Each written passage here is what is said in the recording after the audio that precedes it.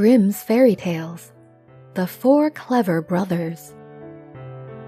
"Dear children," said a poor man to his 4 sons, "I have nothing to give you. You must go out into the wide world and try your luck. Begin by learning some craft or another and see how you can get on." So the 4 brothers took their walking sticks in their hands and their little bundles on their shoulders, and after bidding their father goodbye, went all out at the gate together. When they had got on some way, they came to 4 crossways, each leading to a different country. Then the eldest said, "Here we must part, but this day 4 years we will come back to this spot, and in the meantime each must try what he can do for himself." So each brother went his way, and as the eldest was hastening on, a man met him and asked him where he was going and what he wanted.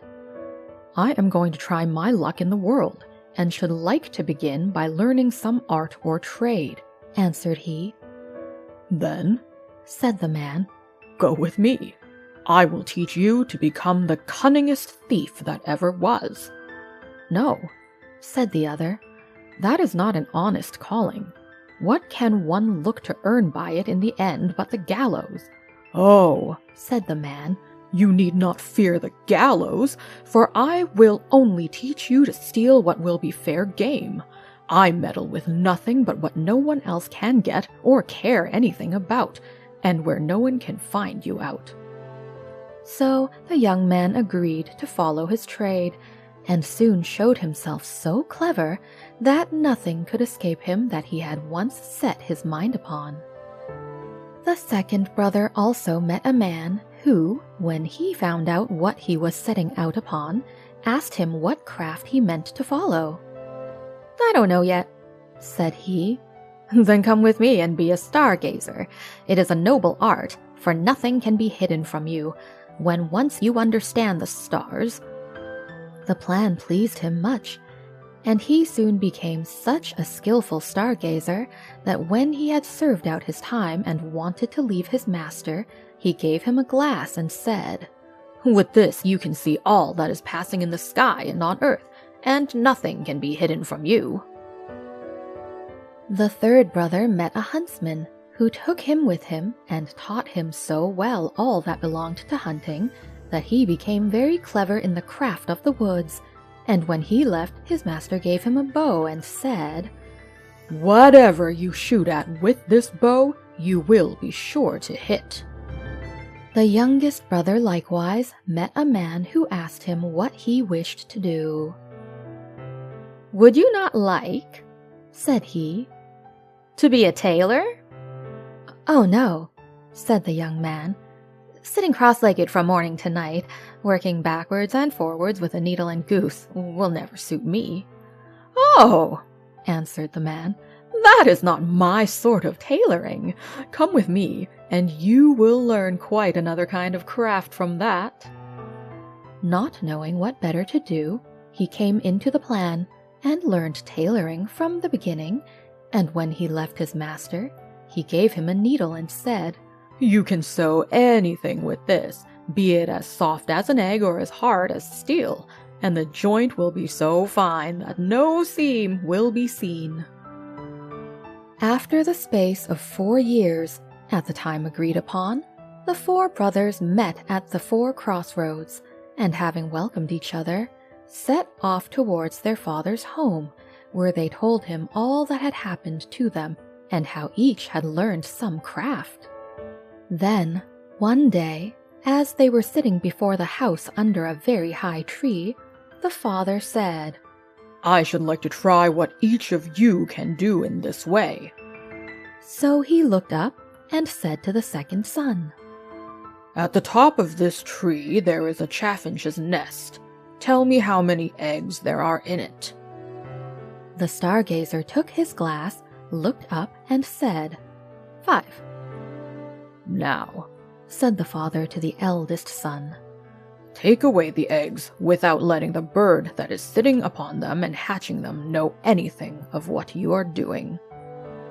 So the cunning thief climbed up the tree and brought away to his father the 5 eggs from under the bird, and it never saw or felt what he was doing, but kept sitting on at its ease. Then the father took the eggs and put 1 on each corner of the table, and the 5th in the middle, and said to the huntsman, "Cut all the eggs in 2 pieces at 1 shot." The huntsman took up his bow, and at 1 shot struck all 5 eggs as his father wished. "Now comes your turn," said he to the young tailor. "Sew the eggs and the young birds in them together again, so neatly that the shot shall have done them no harm."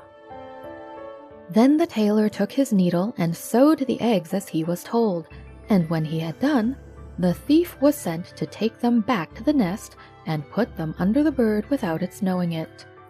Then she went on sitting and hatched them, and in a few days they crawled out and had only a little red streak across their necks where the tailor had sewn them together. "Well done, sons," said the old man.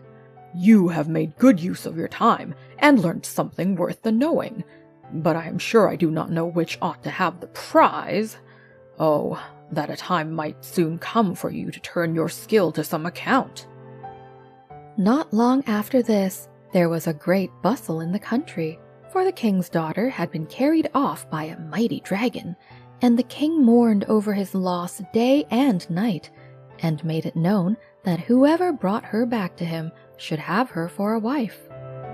Then the 4 brothers said to each other, "Here is a chance for us. Let us try what we can do."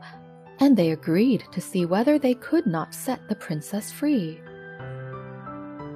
"I will soon find out where she is, however," said the stargazer as he looked through his glass, and he soon cried out, "I see her afar off, sitting upon a rock in the sea, and I can spy the dragon close by guarding her." Then he went to the king and asked for a ship for himself and his brothers, and they sailed together over the sea till they came to the right place. There they found the princess sitting, as the stargazer had said, on the rock, and the dragon was lying asleep, with his head upon her lap.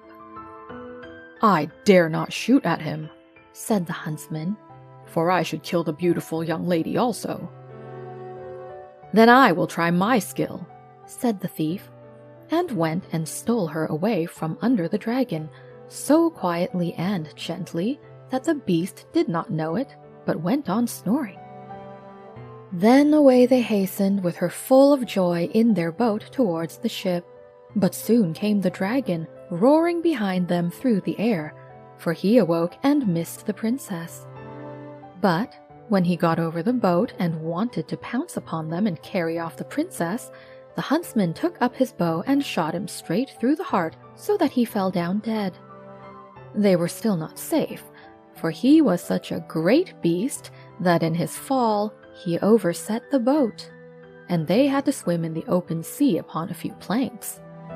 So the tailor took his needle, and with a few large stitches put some of the planks together, and he sat down upon these, and sailed about and gathered up all pieces of the boat, and then tacked them together so quickly that the boat was soon ready, and they then reached the ship and got home safe.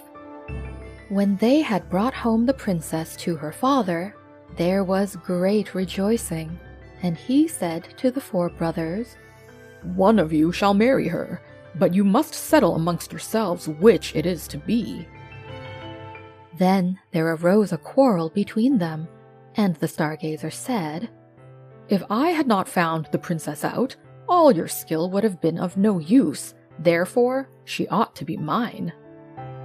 "You seeing her would have been of no use," said the thief, "if I had not taken her away from the dragon, therefore she ought to be mine."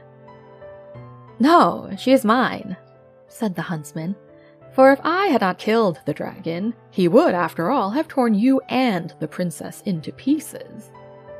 "And if I hadn't not sewn the boat together again," said the tailor, "you would all have been drowned, therefore she is mine."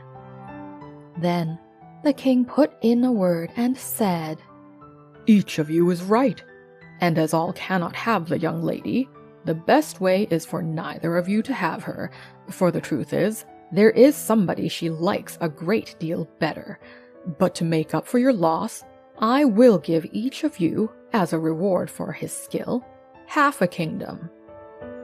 So the brothers agreed that this plan would be the much better than either quarreling or marrying a lady who had no mind to have them.